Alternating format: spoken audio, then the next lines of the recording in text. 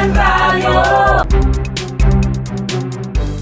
Tribus o de las etnias que existen en Afganistán. Afganistán es un país que tiene la particularidad de estar dividido o de contener muchas distintas etnias y tribus. No es un país. Hay mucha gente que piensa que Afganistán es un país árabe. Ese es el primer error que tenemos que disipar. Pakistán no es un país árabe, es un país musulmán, pero no es árabe.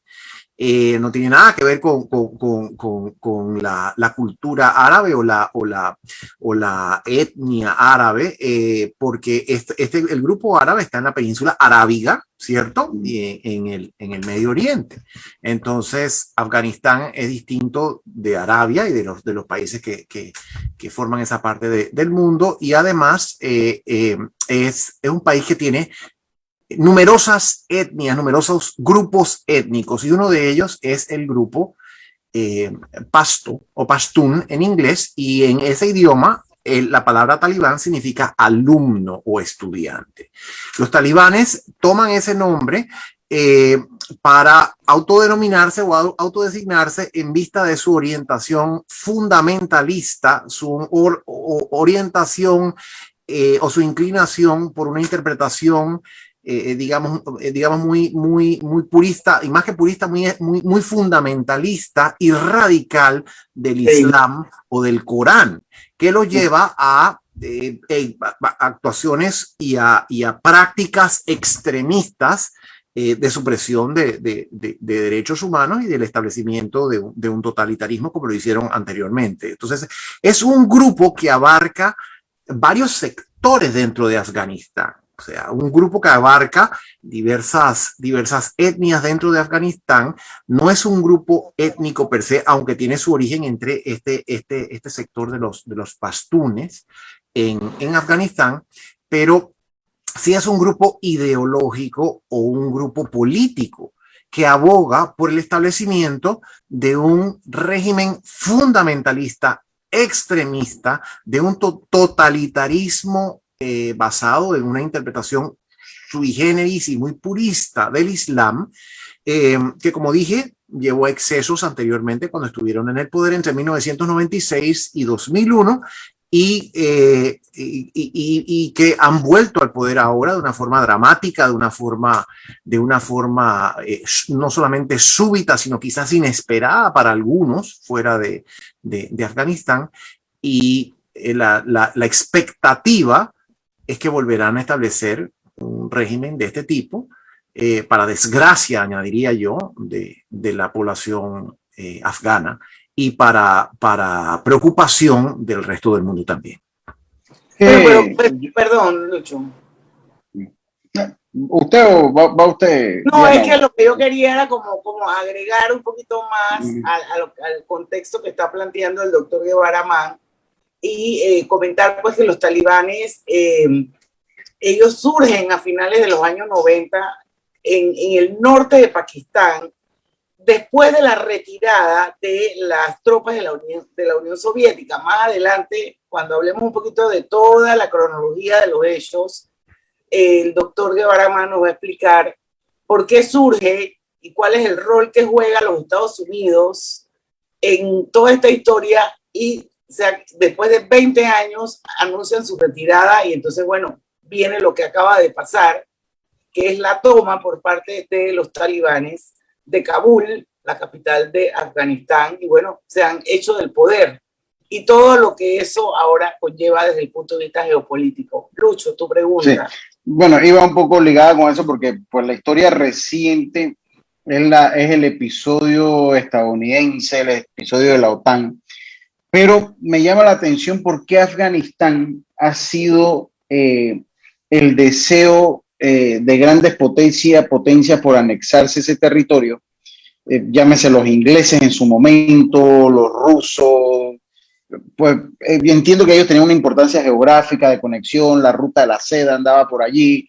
Pero ¿cuál ha sido ese interés que han tenido las grandes potencias en Afganistán, doctor Carlos? Bueno, para contestar a esa pregunta tendríamos que remontarnos 5.000 años de historia, y no es posible en este espacio hacerlo.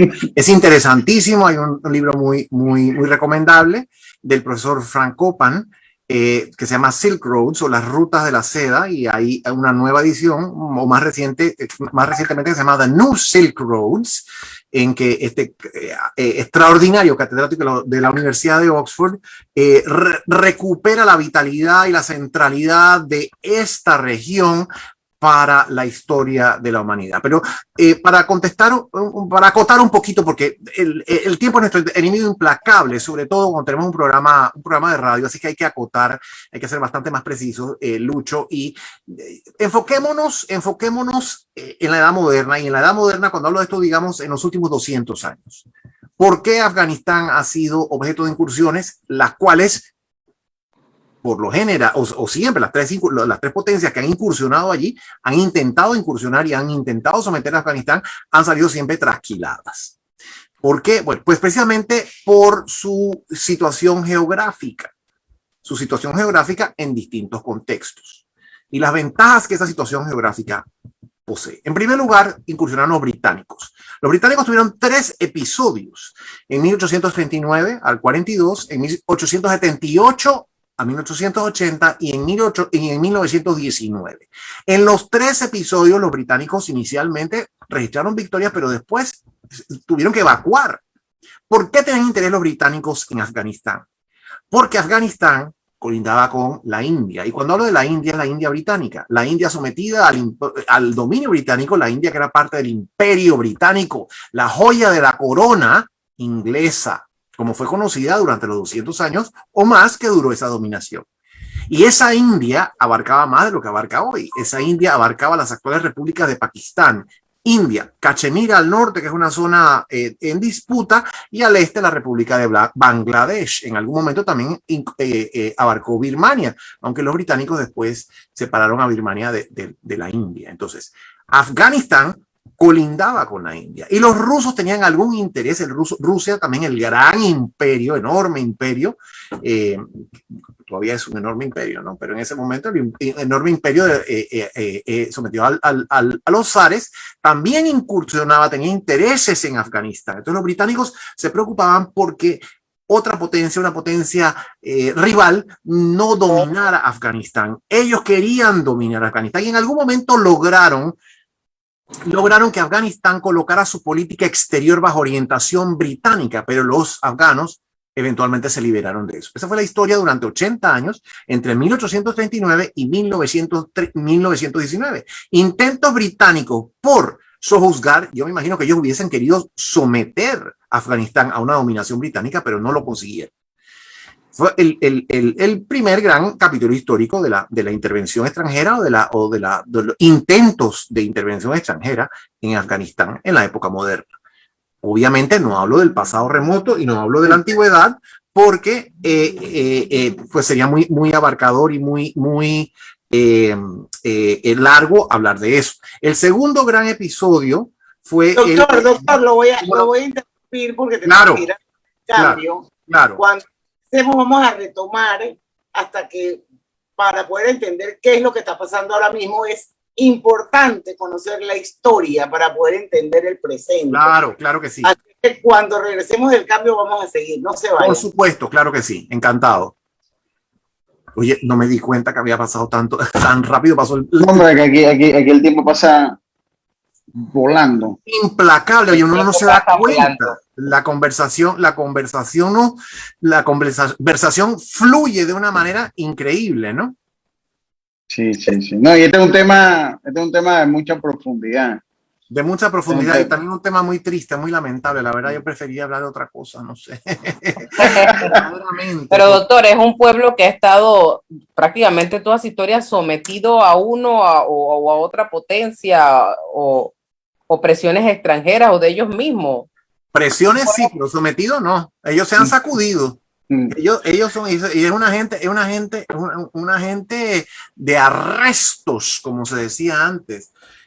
Una gente que se sacude, Bueno, pero yo te voy a decir una cosa, Charlie, ahí también se sacuden los gringos, porque los gringos también los armaron.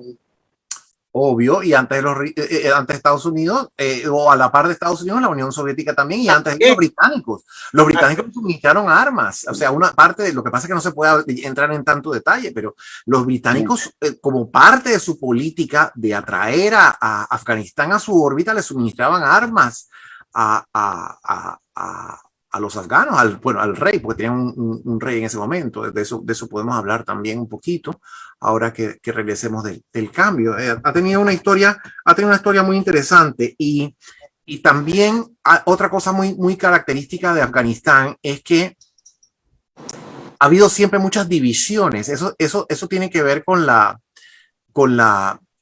que mencioné antes, con la existencia de tantas tribus.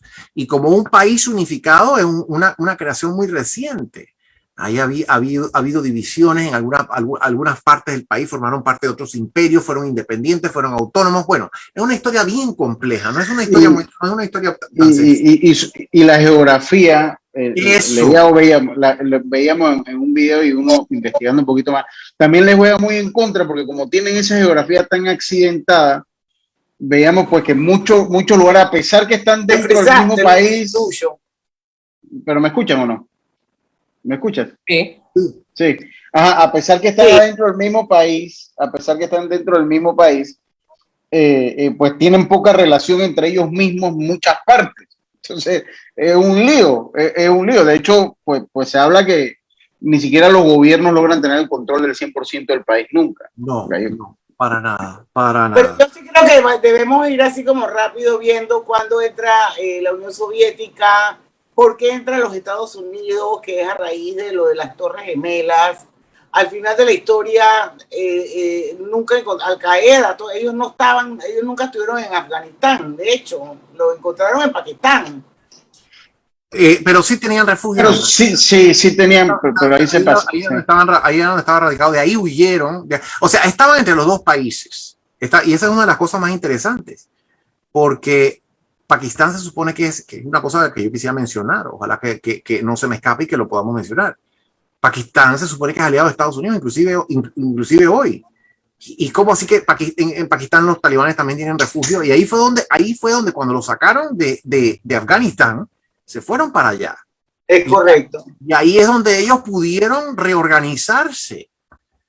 Y Pakistán se supone que es un aliado, y la penetración del talibán en Pakistán es sumamente importante.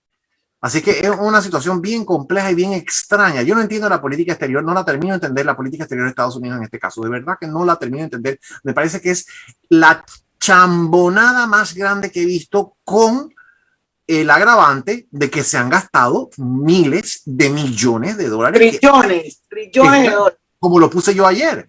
2.3 en la denominación de ellos, trillones, dijo Newsweek, 2.26 trillones de dólares. Que le costaron a los ciudadanos estadounidenses. Exactamente. No, pero ya el presidente Biden dijo que es una decisión tomada y como que no hay marcha atrás. No, eso no va a haber marcha atrás de ahí. Eso, ya. 4 presidentes. Imagínate tú. Venimos. 3, 2, 1. Y estamos de vuelta. Quiero recordarles que este programa lo estamos transmitiendo de forma simultánea, en vivo, a través de 2 cuentas de Facebook abiertas, Omega Estéreo y Grupo Pauta Panamá. Los invitamos a que se unan a nuestro Facebook, porque ahí nos van a poder ver en vivo, van a poder ver al doctor Carlos Guevara Man, y lo más interesante es que mientras estamos en cambios comerciales, el programa paralelo sigue, así es que no se lo pierdan. Hoy rapidito con una mención antes de seguir con el tema de Afganistán, y es que Hogar y Salud les ofrece el monitor para glucosa en sangre OnCall Express.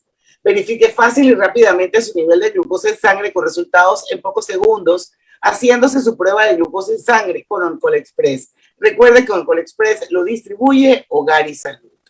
Seguimos, Lucho. La Fundación Sus Buenos Vecinos cumple 25 años y reitera su compromiso de seguir apoyando a miles de personas y asociaciones con aporte en educación, nutrición, salud y ciencia, con un enfoque de inclusión para todos. Fundación Sus Buenos Vecinos. Seguimos, doctor Carlos Guevara Man, para los que nos acaban de sintonizar, es nuestro invitado de hoy. vamos a continuar un poquito haciendo historia de Afganistán. Quedamos en que ya llegaron los rusos, en aquel entonces la URSS, Unión de Repúblicas Soviéticas Socialistas, se toman Afganistán. Y ellos, ¿por cuánto tiempo estuvieron ahí y qué pasó durante ese periodo, doctor? Bien, exactamente. Ese es el segundo gran intervencionismo extranjero, el intervencionismo soviético. El primero fue el que ya revisamos, el intervencionismo británico, que cesó alrededor de los años 30, Segunda Guerra Mundial. En realidad un poquito antes, pero desde los años 30 hasta los años 70, Afganistán definitivamente no era una democracia, era una monarquía ni siquiera muy parlamentaria. Eventualmente adoptó ese sistema de gobierno, pero definitivamente no era una democracia. Sin embargo, es el periodo de la historia de Afganistán, son aparentemente unos 40 años, entre 1933 y 1973, cuando Afganistán tuvo bastante estabilidad, bajo un monarca bastante benévolo que se llamó Zahir Shah, Z-A-H-I-R, Zahir Shah. Este monarca fue derrocado en 1973. En aquella época hubo muchos derrocamientos de aquellas monarquías tradicionales que todavía subsistían, y este fue uno de ellos, y fue sucedido por un gobierno militar, un régimen militar, que adoptó la denominación de república, pero en realidad no era un régimen republicano para nada.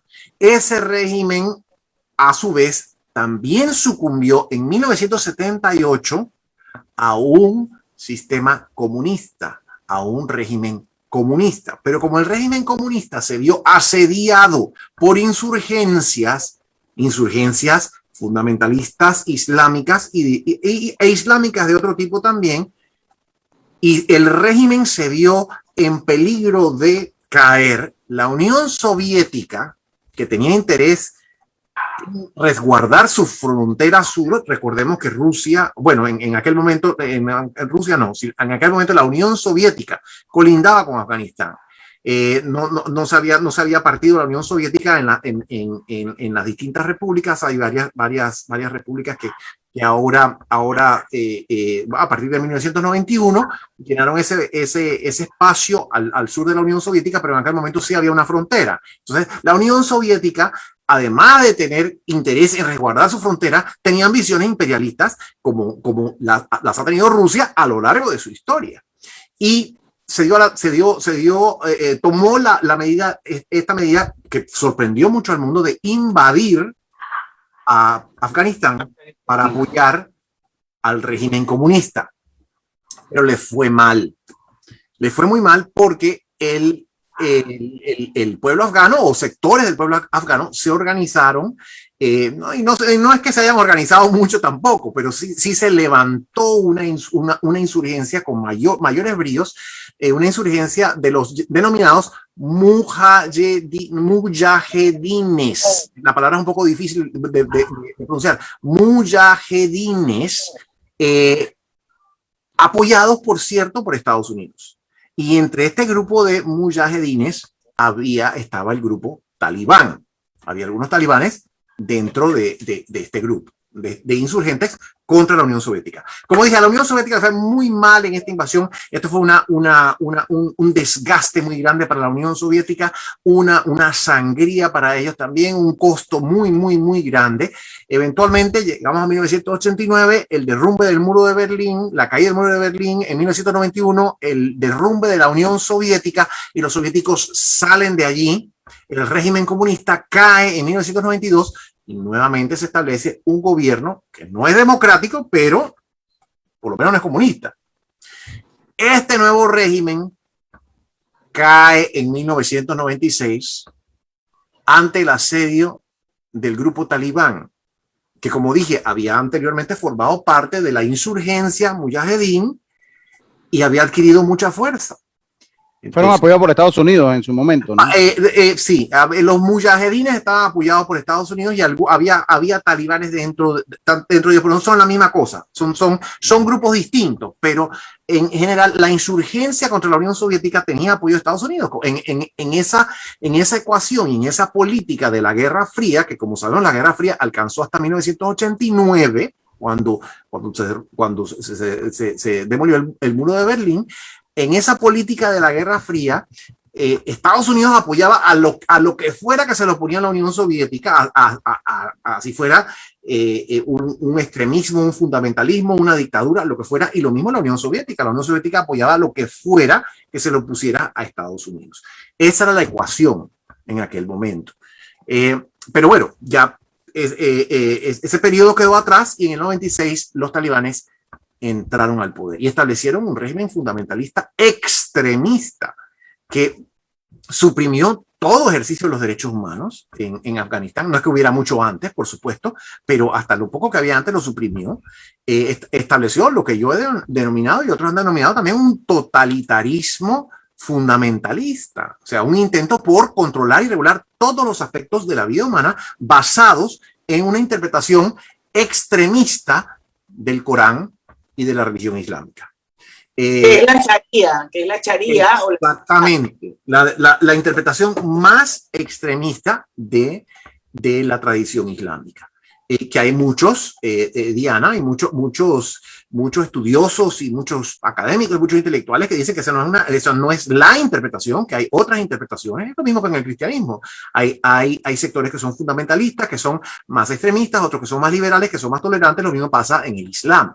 Pero la diferencia es que aquí han alcanzado el poder y que quieren imponer esa interpretación a la fuerza, y esa interpretación representa una supresión total de la autonomía individual, sobre todo la autonomía de mujeres, de menores de edad y de grupos vulnerables de la sociedad. Yo creo que recordamos incidentes como la demolición de aquel monumento histórico inscrito en la lista del Patrimonio de la Humanidad, las cuevas de Bamiyan, que era como dije, un patrimonio, estaba inscrito en el patrimonio de la UNESCO, en la lista del patrimonio de la UNESCO, y estas cuevas milenarias, no sé si milenarias, pero por lo menos antiquísimas, que habían sido cavadas en una ladera en Afganistán y que eran consideradas un elemento patrimonial de suma importancia, y los talibanes sencillamente le metieron dinamita y lo reventaron y destruyeron eso, porque decían que esa era una manifestación pagana o de otra religión o quién sabe qué cuestión, ¿no? En base a su interpretación fundamentalista del Islam. Bueno, 5:25 nos toca hacer otro cambio. Sí. Cuando regresemos vamos a seguir, porque ahora viene otra etapa importante en la historia de Afganistán, y es que con los atentados del 11 de septiembre del 2001, Estados Unidos decidió invadir Afganistán y luchar contra los talibanes. Desde ese momento lograron derrotarlos en la capital, pero ellos se marcharon a otras zonas, que era lo que hablaba el doctor Carlos Guevara Mann al principio del programa, de la multiplicidad de etnias y lo accidentado de la geografía de ese país. Así que vamos a entender un poquito, porque eso ya se acerca más a la época reciente. Claro. Y esa invasión de Estados Unidos a Afganistán, donde permaneció por 20 años hasta la semana pasada que decide el presidente Joe Biden retirar todas las fuerzas de... Ya eso venía en un proceso, creo, doctor, ¿no?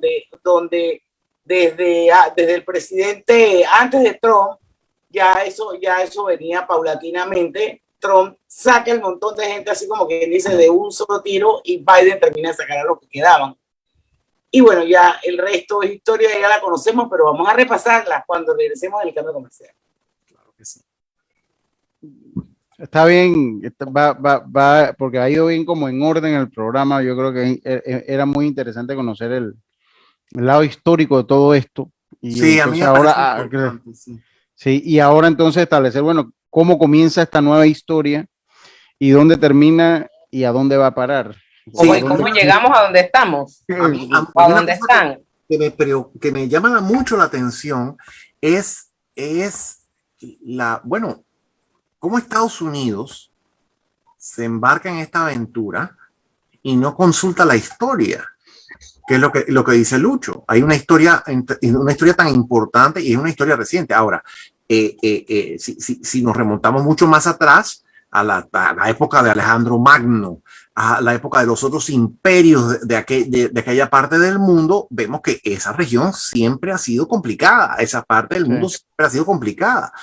Pero tan solo una mirada a las experiencias británicas, o sea, los británicos trataron durante un siglo, poco más o menos, trataron de someter esa parte. Lo más que lograron fue que los afganos accedieran a orientar su política exterior de acuerdo con las directrices del Imperio Británico por un lapso de tiempo, pero ni siquiera en eso fueron tan exitosos. Entonces, ¿cómo es que Estados Unidos no toma en cuenta esto? Y las experiencias de la Unión Soviética también fueron muy importantes. La Unión Soviética, un estado con semejante poderío, un poderío bélico tan importante, no tuvo resultados. Alguien comentaba, ¿quién era que? Luis Martínez, que hizo el programa conmigo esta mañana en la Academia Interamericana. Luis comentaba que y esto es algo que mencionó Lucho también, bien importante, como la topografía de Afganistán es tan irregular, tan montañosa, un lugar donde hay valles y montañas, no hay muchas planicies, muchos lugares donde establecer aeródromos. Los rebeldes se localizaban, huían a lugares que fuesen particularmente irregulares. Entonces los soviéticos no podían llegar allí en avión, tenían que llegar en helicóptero, y los insurgentes tenían bazucas, tenían armamento que podía RPG. Exacto, podían tumbar los helicópteros, armamentos que quizás no hubieran sido tan efectivos contra aviones, pero contra helicópteros sí. Entonces, esta topografía ayuda a los insurgentes y opera en detrimento de un ejército regular, que es algo que ya se había visto durante la época de la invasión soviética, durante esa década, y que presumiblemente los estadounidenses hubiesen podido aprender de esa experiencia. Pero a mí me parece que sobre todo, yo no sé qué informaciones han recabado ustedes, pero a mí me parece sobre todo que lo de Estados Unidos ha sido una desidia y una mala administración total. ¿Cómo es posible que se hayan gastado miles de millones de dólares, que se hayan despilfarrado, que se hayan malversado, que se hayan robado? Dice que este señor que salió de allá, el señor, ¿cómo es? Gosney, no me acuerdo cómo se llama. Ghani. El que era el presidente. El presidente Ghani que huyó. Se fue rápido. Se fue rápido y que se fue con no sé cuántos. Pero ustedes vieron los aposentos de ese señor, el lujo. O sea, era la ostentación, cómo eran esa oficina, esas recámaras con oro. O sea, es una cosa bárbara. Una cosa bárbara en un país que la corrupción que había en Afganistán era una cosa ya totalmente fuera de control. Sí. Pero al final el grupo insurgente, Carlos, era menor en número que los hombres del ejército afgano, y esos manos soltaron las armas. O sea, fue como aquí, pues, cuando es que eso, cuando tú tienes un ejército desmoralizado, yo que soy apasionado de la Segunda Guerra Mundial. El ejército, el número de hombres era mayor que el de los insurgentes. Yo soy full de la Segunda Guerra Mundial, de todos los días casi, y ahí hablan mucho de cuando son estos ejércitos, por más grandes que estén, cuando están desmoralizados, que es lo que se da por lo menos como la invasión de Alemania a Rusia, a Unión Soviética, que va por el gusto. Vamos. 3, 2, 1. ¿Vas, Lucho, o sigo? No, siga usted. Bueno, estábamos haciendo un poquito de historia, Carlos, ya son las 5:31, tenemos que avanzar, pero vamos a llegar al presente. O sea, ya sabemos que a raíz de los atentados del 11 de septiembre, hace 20 años, vamos a cumplir ahora en este septiembre, los Estados Unidos invaden Afganistán y lucha contra los talibanes. Lograron derrotarlos en Kabul, que es la capital de Afganistán, por lo que ellos se marcharon a diferentes zonas de Afganistán, donde seguían pues robusteciendo sus prácticas y todo su aglutinando gente, sumando más gente a través de la Sharia, porque esa era su palanca, ¿no? Y eso es, efectivamente, hay personas que se sienten atraídas por ese sistema. Hay otras personas que se sienten quizás no atraídas por ese sistema, pero prefieren la estabilidad totalitaria que les provee el talibán al desorden que les provee otra forma de gobierno, ¿no? Otra forma de gobierno, como hablamos fuera durante los comerciales hablamos de esto, un sistema con unos niveles de corrupción escandalosos. O sea, no es que los talibanes no sean corruptos, porque también son, pero por lo menos tienen una corrupción organizada. Acá no había ni ley ni orden. Entonces, esto era una cosa que afectaba mucho a la gente. Entonces hay que tomar todo eso en cuenta. Pero, Diana, hay algunos factores que a mí me parecían muy importante puntualizar. Estados Unidos Estados Unidos emitió un ultimátum. Después de los ataques del 11 de septiembre, Estados Unidos emitió un ultimátum a Afganistán. Le exigió a Afganistán, al gobierno talibán de Afganistán, que entregara a Al Qaeda que entregara a los cabecillas y que desarticulara ese movimiento. Afganistán rehusó hacerlo. Entonces, Estados Unidos, con base en un principio importante de derecho internacional, que es que un Estado que es agredido puede responder con el uso de la fuerza. Es una de las dos razones que hay en el derecho internacional para legitimar el uso de la fuerza. El primero es haber sido objeto de una agresión. Si un Estado es objeto de agresión, tiene el derecho, bajo el derecho internacional, de responder con el uso de la fuerza.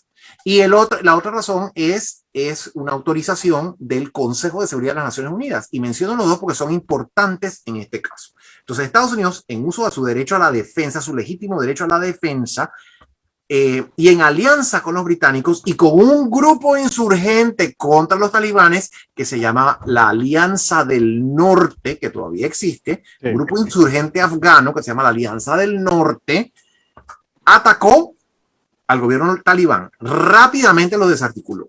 Y entonces en diciembre de 2001, hace 20 años, se reunió el Consejo de Seguridad de las Naciones Unidas y por unanimidad emitió o aprobó la resolución número 1386. Y esta resolución número 1386 autorizó la creación de una fuerza internacional en apoyo del gobierno provisional. Se llama la Autoridad Provisional de Afganistán. Cuando salieron los talibanes, se creó esta Autoridad Provisional de Afganistán, evidentemente orquestada por Estados Unidos y por el Reino Unido, evidentemente. Pero se creó esta autoridad. Es más, se le dio forma en Bonn. Imagínense ustedes, en Alemania se le dio forma a esta autoridad provisional en Bonn, y el Consejo de Seguridad de las Naciones Unidas, con el apoyo de forma unánime. Y esto es muy importante, porque si no hay unanimidad entre los 5 miembros permanentes del Consejo de Seguridad, Estados Unidos, Reino Unido, Francia, Rusia y China, si no hay unanimidad entre ellos, no se puede adoptar una medida en el Consejo de Seguridad. Así que por eso no han podido invadir Venezuela. Bueno, una de las razones porque se ponen, y por eso es que no se han podido tomar otras acciones en el Medio Oriente y en otras partes a través del Consejo de Seguridad, porque Rusia y China muchas veces se oponen, pero en este caso hubo unanimidad, no solo de los 5 miembros permanentes, sino de los otros miembros no permanentes. Así es que, con base en esta resolución que autorizó la creación de una fuerza por 6 meses inicialmente, pero ese mandato fue renovándose, con base en esta resolución del Consejo de Seguridad de las Naciones Unidas, se dio esta intervención multilateral, porque no era solamente, evidentemente, que Estados Unidos llevaba la voz cantante, no cabe la menor duda, pero fue una intervención multilateral y participaron muchos países. A partir de 2006, la intervención se puso en manos de la OTAN. ¿Qué es la OTAN? La Organización del Tratado del Atlántico Norte, que es una alianza militar liderada también por Estados Unidos, creada por Estados Unidos en 1949 para hacer frente a la Unión Soviética. Esa alianza militar ha quedado vigente y encabezó a partir de 2006 la Fuerza Internacional en Afganistán. Entonces, como parte de la OTAN han participado a lo largo de 20 años 28 países y fuera de la OTAN han participado 24 países. O sea que ciertamente Estados Unidos ha tenido la voz cantante, pero no ha sido solamente Estados Unidos.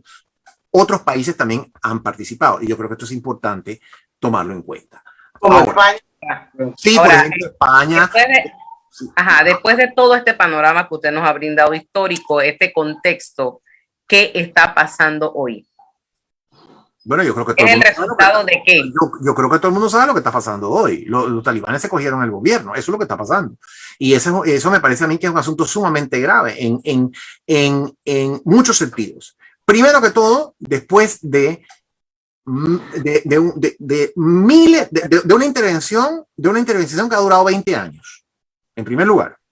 En segundo lugar, de un gasto de miles de millones de dólares. Hablábamos acerca de la suma. Newsweek reportó, este importante periódico semanal que sale en forma de revista,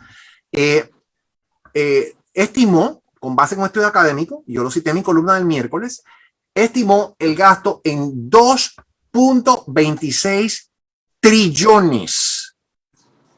Ese es un número que tiene 12 ceros, trillones en la denominación estadounidense, porque trillones en español de España significa otra cosa, pero en fin, en esta denominación, de todas formas es una cantidad escandalosa de dinero. No nos imaginamos, o sea, yo no puedo ni imaginarme cuánto es esa cantidad de dinero. ¿Ves? Entonces, ¿dónde ha ido a parar ese dinero? Se ha malversado, ha caído en manos de contratistas, ha caído en manos de personas que se han robado, que se han despilfarrado, porque evidentemente las capacidades militares que se suponía que se iban a construir en Afganistán no estaban allí. Que no. Entonces, ese es el segundo punto importante que yo creo que hay que recalcar. ¿Perdón? Es este el detonante, porque tenemos que irnos a un cambio, pero pues para ir entrando ya a la actualidad, eso que usted menciona es el detonante para que ya los estadounidenses digan, ¿saben qué? Se acabó Afganistán, pierdan ya totalmente el interés de Afganistán y cedan básicamente el control a los talibanes. Me imagino que esto será después del cambio, Diana. Sí, vamos al cambio, pero seguimos en Facebook, así que vamos a seguir hablando del mismo tema. Únanse, Grupo Pauta Panamá o también por Omega Estéreo. Ya venimos. Así que hay que mantener la buena conducta, hay que mantener la buena conducta aun cuando estamos en comerciales porque nos siguen. No, me queda clarísimo, pero imagínate, después de todos esos trillones de dólares y por 20 años, al final uno piensa, ¿fracasaron o no fracasaron? Alguien escribió, los gringos ganaron todas las batallas, pero perdieron la guerra. Yo no sé si eso realmente es una lectura correcta. Lo cierto es que en 20 años ellos nunca pudieron, como quien dice, controlar todas las zonas del país. Ellos controlaron las zonas Kabul, quizás otras, pero ellos, los talibanes, se robustecieron en el este de Afganistán, pegado a Pakistán. Sí, porque era el punto, menor punto. En que yo entiendo que se financian los talibanes fue precisamente el comercio del opio. No, del opio, que estaba en esa área, en el este de Afganistán, y la venta de la producción y venta de minerales. Exactamente. Es muy importante, y ya lo hemos mencionado antes, pero es muy importante el hecho de que Pakistán, no sé si Pakistán, no quiero afirmar que el gobierno de Pakistán les dio refugio, pero sí hay contactos, sí hay conexiones con sectores oficiales en Pakistán, y ciertamente también hay que recordar que la geografía de Pakistán es como la de Afganistán, bastante irregular, sobre todo en esa parte, la parte oeste de Pakistán, la parte este de Afganistán, la geografía es muy irregular y se facilita ese encubrimiento. Además de eso, es un gobierno muy corrupto, es un gobierno muy penetrado por el fundamentalismo, hay mucha arbitrariedad, muchos problemas, así que todo eso contribuyó a que los talibanes encontraran en Pakistán un lugar para reorganizarse y para seguir llevando a cabo sus actividades. Y creo que también el hecho de compartir la misma religión ayuda, porque también son musulmanes. Sí, pero sí debemos recordar que las diferencias étnicas son importantes y también hay diferentes ramas del islamismo. Hay algunas ramas del islamismo que no se llevan, algunas ramas del islam que son enemigos, inclusive. Que son enemigos, sí. Así que eso hay que tomarlo en cuenta. No hay que suponer que siempre se van a llevar porque pertenecen a la misma religión. Lo mismo que en el cristianismo. Hay diferentes denominaciones del cristianismo y durante muchos años se mataron y se odiaron y se persiguieron protestantes y católicos porque no coincidían en su interpretación del evangelio o en su práctica religiosa. Sí, ¿no? Es cierto. Así es que, pero yo sí creo que el fundamentalismo está muy difundido en ambos países y en otros también, en Irán también, por ejemplo, ¿no? Entonces, allí hay puntos en común que ayudan a que permanezcan vigentes estas manifestaciones y estas expresiones, pero sobre todo, yo creo que algo que facilita mucho es la corrupción y la incompetencia de los gobiernos. El gobierno de Pakistán, un gobierno sumamente corrupto, sumamente arbitrario, sumamente ineficiente, como los gobiernos que tenía Afganistán también. O sea, aquí hemos comentado acerca de los excesos en que incurrían los gobernantes. Venimos. Bueno. Vamos, 3, 2, 1. Y estamos de vuelta, Lucho, entonces, rapidito, porque se nos acaba el tiempo. Así es, son los logros de 25 años los que nos motivan a seguir apoyando a miles de personas y asociaciones con aportes en educación, nutrición, salud y ciencia, siempre con un enfoque de inclusión para todos. Fundación Sus Buenos Vecinos. Obtén tu seguro de vida con la IS y protege lo que amas. Contacta a tu corredor de seguros hoy. Un seguro es tan bueno como quien lo respalda. Internacional de Seguros, tu escudo de protección, regulado y supervisado por la Superintendencia de Seguros y Reaseguros de Panamá. Bueno, continuamos con el programa. No sé si quedó alguna pregunta en el aire, pero sí quiero poner sobre la mesa una pregunta que nos hace el doctor Vial, un oyente fan de Pauta en Radio. Gracias, doctor Vial. Dice que no comprende por qué con un ejército de más de 300,000 armas de infantería, ejército terrestre, aéreo, no pudieron defender su país. Que era lo que hablábamos un poco, ¿no? De que el ejército afgano es un ejército desmoralizado.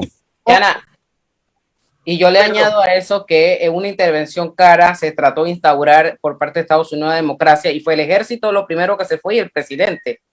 Sí. El problema es que había entiendo y no sé si el doctor Carlos Guevara pues no los amplía, había una gran, estaba muy desmotivado el ejército del mismo Afganistán, sumamente desmoralizado. Es muy duro mantener una guerra con un ejército así. Eso es una máxima del... Pero ¿qué pasó en 20 años? Exactamente. ¿Qué pasó durante todo este tiempo? Evidentemente hubo una malversación de fondos, no cabe la menor duda, hay una malversación de fondos. Ahora, yo no descarto que haya una auditoría y una investigación exhaustiva en Estados Unidos y que rueden cabezas. Porque lo que ha ocurrido, yo no creo que puede permanecer impune. Ha sido evidente para todo el mundo que toda esa inversión, para ponerlo de alguna manera, inversión en cantidades multimillonarias de dinero, inversión en vidas humanas, inversión en capital político, todo esto se ha perdido, ¿no? Entonces, yo creo que eso es muy importante. En cuanto a la pregunta específica del doctor Vial, pues no tenemos tanto tiempo para entrar a fondo, pero es un aspecto muy importante, sobre todo lo que dijo Lucho, es una desmoralización. Hay informes acerca de que no se les pagaba. Estados Unidos mandaba la plata para pagarle a apoyar al ejército, y aparentemente se robaban la plata, eventualmente no les pagaban, estaban desmoralizados. Aparentemente también los talibanes en muchos casos sobornaron a los líderes, a los dirigentes militares, a los comandantes militares en algunas de las partes del país. Como dijo Diana muy bien, el país está muy dividido, un país muy dividido en diferentes etnias, en diferentes grupos, en diferentes sectores, y las dinámicas no son iguales en todas partes. Y también es cierto que los talibanes tienen apoyo. No cabe la menor duda. Hay mucha gente que no los quiere. Quizás una mayoría no los quiere, pero sí es cierto que tienen apoyo. Yo creo que es importante puntualizar, perdón, Diana, que desde 2011 Estados Unidos habla acerca de una retirada. O sea, los planes, las ideas de retirarse de Afganistán están en el tapete, están en la palestra desde 2011. El 2011 era presidente Barack Obama. Es correcto. No se concretó nada en ese momento, pero se hablaba ya de eso. ¿Por qué? Precisamente por el desgaste, el largo tiempo transcurrido, porque parecía que los objetivos no se, o sea, se avanzó con el objetivo de desalojar a los talibanes del poder y de conseguir a Osama Bin Laden. Lo consiguieron y lo mataron. Pero más allá de eso, la idea estable, porque la idea era de establecer una democracia, como lo mencionó Griselda, la idea era de establecer una democracia, la idea que permeaba la política exterior de los años 90 de Estados Unidos, en los años 90, en principio de la década del 2000, era que si establecían democracia, si fomentaban democracias en otras partes del mundo, se iba a crear una zona de paz. Pero era una política muy superficial, porque la democracia no se puede instaurar por decreto. Hay ciertas prácticas y ciertas condiciones y ciertas circunstancias que tienen que estar allí para que eso funcione. Ese sería tema para otra conversación, pero eso es algo que yo creo que vale la pena recalcar. Entonces, desde 2011 se habla de una retirada. Cuando entró el presidente Trump, una de sus promesas fue que iba a retirar a Estados Unidos de esa guerra. Que era una guerra impopular, no tan impopular como otras guerras, porque no era una guerra que estaba tan presente diariamente en las pantallas de televisor de los estadounidenses, pero sí era una guerra impopular. Entonces, el presidente Trump, algo que a mí me parece absolutamente insólito, ¿cómo se le ocurre a alguien que va a sentarse a negociar con los talibanes? A mí me parece que eso no tiene ni pies ni cabeza, a mi modo de ver, pero Estados Unidos se sentó a negociar con ellos en Doha, Qatar, y llegaron a un acuerdo. Y según ese acuerdo, Estados Unidos se iba a retirar y los talibanes iban a respetar. Yo no sé quién podía confiar en eso, pero en fin, esa fue la política. Pero, Griselda, por favor. ¿Qué pasó con entonces el fortalecimiento de la institucionalidad? No, hombre, eso no existió allá. Eso no pasó. Eso fue utópico. Eso no pasó. Pero yo lo que hablo, y no sé si se quedará porque pues tenemos que concluir el programa del próximo bloque, lastimosamente, porque este es un programa para 2 horas. Acá los republicanos y los demócratas criollos, acá están en el debate si es Biden el responsable o si es Trump, porque ha sido tema de debate entre los panameños. Pero a mí me parece que eso es muy claro. A mí me parece que eso es muy claro, Lucho. A mí me parece que es muy claro. La responsabilidad es del presidente Biden. Él es el que ejecutó el plan, y el que insistió y ha reiterado en sus comparecencias públicas, que han sido pocas, ha reiterado que esa fue su decisión y que él la tomó y que él él la sigue respaldando la decisión que tomó. Así es. Vamos al último cambio, pero seguimos con el tema en el Facebook, porque ahí claro. Esto se pone interesante, va muy bien. Sí. Doctor, pero ¿qué va a hacer? O sea, quedarse otros 20 años más. Si 20 años, aquí sí podemos usar la copla de Gardel. 20 años no es nada. O sea, no lograron su objetivo en 20 años. ¿Cuántos años más necesitaba Estados Unidos? Seguían muriendo soldados norteamericanos, se seguía despilfarrando el dinero. Yo no sé si fueron malos maestros o fueron malos alumnos, pero yo pienso, sinceramente, mi opinión es que yo creo que Biden tomó la decisión correcta. Además que él lo dice en su discurso, dijo algo que es lapidario, que él dice que nosotros no vamos a pelear una guerra que ni ellos mismos quieren pelear. Sí. Si ellos no la quieren pelear, nosotros que vamos a pelear esa guerra. Pero hay otras cosas que tomar en cuenta, que son muy importantes. Y es, todas esas consideraciones son fundamentales y hay que hacerlas, y hay que poner una balanza, pero también hay que poner otras cosas en la balanza. Recordemos cómo está configurado el sistema internacional. En nuestro sistema internacional de hoy, lo mismo que hace 5.000 años, la pérdida de uno es la ganancia de otro. Hay que verlo en esos términos. ¿Quién gana con la retirada de Estados Unidos de Afganistán? En estos momentos, yo no sé si a largo plazo la lectura va a ser distinta, pero en estos momentos la lectura es de una potencia hegemónica debilitada que sale de allí con el rabo entre las patas. ¿Qué es lo que la gente recordará de esto? Aquellas imágenes de caos, de desorden, de gente desesperada colgándose de un avión de un país que ni siquiera ha podido evacuar a la totalidad de sus ciudadanos, menos aún a los miles de afganos que los apoyaron, que están todavía en Afganistán a merced de los talibanes. Ustedes saben lo que va a pasar con ellos. Entonces, ¿quién gana con esto? A mi modo de ver, China y Rusia se están relamiendo. Claro. Eso es claro lo, que sí. como yo lo veo. Yo lo veo nivel de sistema internacional. Si lo vemos al nivel de más específico, más atinente al país, esa situación específica, decimos, bueno, esto no tiene sentido, que se mate a esa gente allá, que hagan lo que les dé la gana, que se coja el país talibán, pero es que lo que pasa es que vivimos en un mundo globalizado. No son solamente las situaciones críticas de este tipo, no se circunscriben a un país. O sea, eso no es que eso está circunscrito a Afganistán y que no se va a derramar de allí. ¿Qué pasa con la crisis de refugiados que viene? Ya Afganistán tiene un problema importante de refugiados y de desplazados. Desplazados son los que se mueven de un lugar a otro. ¿Entramos ya? Sí, vamos, 3, 2, 1. Sí, con la parte final. Bueno, con la parte final ya, lamentablemente, porque ya el tiempo es asesino aquí, pero Carlos, hay mucha gente en el Facebook y yo quiero darle, aunque sea un minuto de visibilidad, Lilian Fletcher, Gina Bacaro, Migdalia Espinosa, hablando todos maravillas, dándote las gracias. Miriam Quiroz habla de la importancia de la geopolítica. Antes de los atentados del 11 de septiembre ya los árabes en Estados Unidos sabían lo que venía. Por ahí va Irma de Real, muy interesante programa. Elvira Real, Lilia Fletcher, montón de gente hablando, opinando, y bueno, no puedo leer todo. Excelente programa, Carlos. Vamos a terminar con los minutos que nos quedan, que son 6 minutos. Y vamos a ver tu análisis o la lectura que tú le das. ¿Quién pierde en esto? ¿Fue correcta la decisión de Biden? ¿Qué va a pasar ahora con ese montón de gente que fueron aliados de Estados Unidos y que ahora sienten como el hijo huérfano que perdió al papá? ¿Qué va a pasar?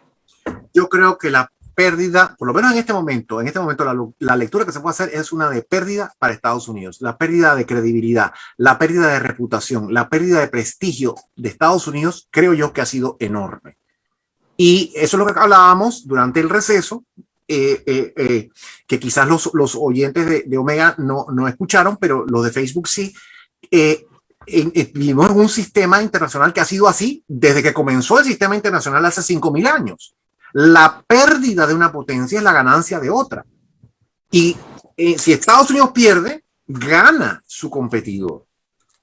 Desde antes del descalabro ya China estaba haciendo acercamientos con los talibanes. Rusia, a pesar de la experiencia que tuvo la Unión Soviética, Rusia ha declarado ya que tienen expectativas de mejores relaciones con Afganistán porque habrá más paz en la región ahora que los talibanes han vuelto, a pesar de la experiencia que ellos tuvieron. Yo no digo que Rusia se va a coger a Afganistán, no digo que China se va a coger a Afganistán, eso no es lo que va a pasar, pero lo que digo es que definitivamente la zona de autocracia, si dividimos al mundo en una zona autocrática y una zona democrática, no es que Afganistán fuera democrática antes, pero ahora bajo los talibanes el totalitarismo se ha acentuado. No cabe la menor duda. Y las simpatías de ese gobierno no van a estar con el sistema liberal ni con los valores democráticos. Van a estar con el campo que lidera China, que es el campo de la autocracia. Por otro lado, ¿qué expectativa pueden tener los aliados de Estados Unidos? Estados Unidos va a respaldar. Yo pienso mucho en Taiwán. Taiwán existe porque Estados Unidos ha respaldado a ese país. ¿Qué pasa si China decide que, y yo no quiero ni siquiera mencionarlo porque creo que sería una tragedia, porque ese sí es un Estado democrático. No lo fue al principio. Era una dictadura muy férrea al principio, pero entró en un sistema democrático en los años 90 y tiene una democracia vibrante. Es un país chino con democracia, a diferencia de China continental, que es una dictadura del Partido Comunista Chino. ¿Qué va a pasar?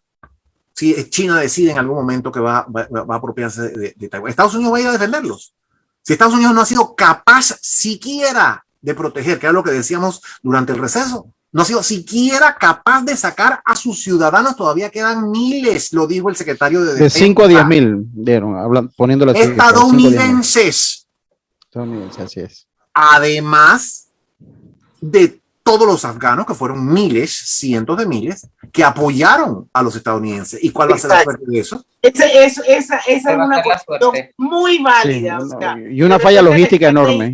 La estrategia falló. Biden debió haber sacado primero a toda su gente, proteger a su gente, y después entonces ya pues decir, ¿sabes qué? 20 años es suficiente, nos vamos. Sí. Pero una falla logística. El tema de las mujeres, los niños, toda la lista de cosas que las mujeres no pueden hacer. Mujeres marchando, mucha gente, mujeres que tomaron armas. Además, la situación de derechos humanos, que para los que nos preocupan y somos sensibles a los derechos humanos, para los que nos preocupa la democracia, es una tragedia. Es una tragedia. Además, como dije antes, la crisis de los refugiados, eso se va a intensificar. La gente que va a querer salir de Afganistán. Inicialmente van a salir a los países vecinos, pero eventualmente van a llegar. Ya, nosotros sabemos perfectamente bien, estando en Panamá, sabemos perfectamente bien que la migración no tiene fronteras ni barreras, y aquí recibimos extracontinentales que se meten por el Darién, ¿no? África, oye, pero si tenemos una crisis de migrantes horrorosa aquí en Panamá. Exactamente. Entonces, ese es un fenómeno que se va a acentuar. Bueno, la pérdida de derechos, que con todo y que el régimen de Afganistán no era una democracia, ya era un sistema absolutamente corrupto y autoritario, no cabe la menor duda, pero había un poco más de espacio, como dice Griselda.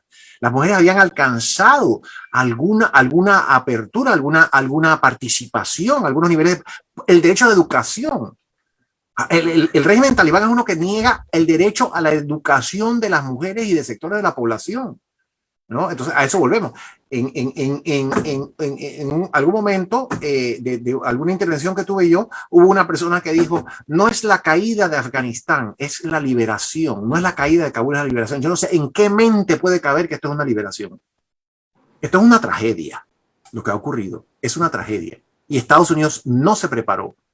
Y el hecho de que Estados Unidos no se haya preparado, que no haya previsto lo que podía suceder y que haya habido semejante mala administración y despilfarro durante 20 años, constituyen un golpe muy fuerte a la credibilidad, y no solo la credibilidad, sino la posición internacional de Estados Unidos, que por supuesto es aprovechada por los rivales de ese país. Esa es la lectura que haría yo de la situación. Que muchos de sus rivales rápidamente pues dijeron que estaban dispuestos a comenzar las relaciones diplomáticas con los talibanes que agarraron el poder. Eso no demoró 24 horas, eso fue un pronunciamiento rápido, sobre todo de China, que fue un pronunciamiento bastante rápido en ese caso. Absolutamente. Así funcionan las relaciones internacionales hace 5,000 años. La pérdida de una es ganancia de otro. No hay vacíos. Y eso es lo primero que uno tiene que ser consciente cuando uno examina las relaciones internacionales. Carlos, son las 6 de la tarde. Maravilloso. Qué rápido se pasó. Yo creo que todos hemos aprendido en este programa. Señores, queda colgado para siempre en las cuentas de Omega Estéreo y de Grupo Pauta. Escúchenlo, compártanlo, porque la verdad es que el contenido del programa de hoy es excelente, ¿ok? Así es que gracias. Los invito a que lo escuchen. Lucho, ¿te ibas a decir algo? No, que se fue la obra muy rápido, lastimosamente. Si quieren algo excelso, aquí está, en Pauta en Radio. Búsquenlo en las cuentas de Facebook. Gracias, doctor Carlos Guevara Mann. Siempre extremadamente brillante. Bueno. Y qué bueno que la audiencia de Pauta en Radio tiene acceso a un hombre como usted. Muchísimas gracias. Muy amables. Y lo vamos a invitar nuevamente para seguir hablando del tema. Será un placer. Pedimos y les recordamos que a las 5 en punto mañana hay Viernes de Colorete. No se lo pueden perder porque en el tranque somos su mejor